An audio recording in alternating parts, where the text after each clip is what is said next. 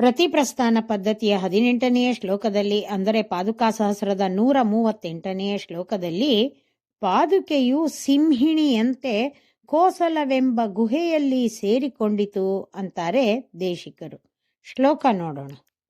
ದಶಗ್ರೀವ ಸ್ತಂಭೇರಮದಳನ ದುರ್ದಾಂತ ಹೃದಯೇ ವಿಹಾರ ಸ್ವಾಚ್ಛಂದ್ಯಾತ್ ವಿಶತಿ ರಘುಸಿಂಹೇ ವನಭುವಂ ಸ್ವವಾತ್ಸಲ್ಯ ಕ್ರೋಢೀಕೃತ ಭರತ ಶಾಭೇವ ಭವತಿ ನಿರಾಬಾಧಾಂ ಪಾದಾವನಿನ ವಿಜಹೌ ಕೋಸಲ ಗುಹಾಂ.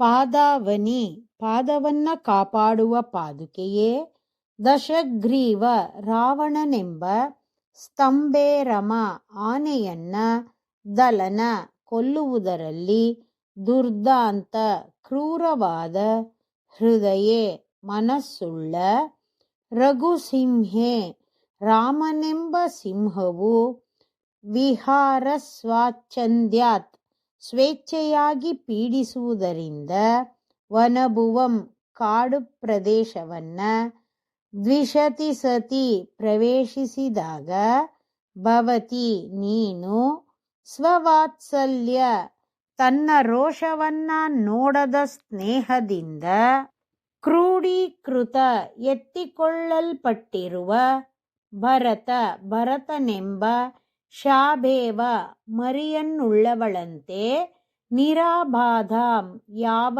ವಿಧವಾದ ಉಪದ್ರವವಿಲ್ಲದಿರುವ, ಕೋಸಲ ಗುಹಾಂ ಕೋಸಲ ದೇಶವೆಂಬ ಗುಹೆಯನ್ನ, ನ ವಿಜಹೌ ಬಿಡಲಿಲ್ಲ.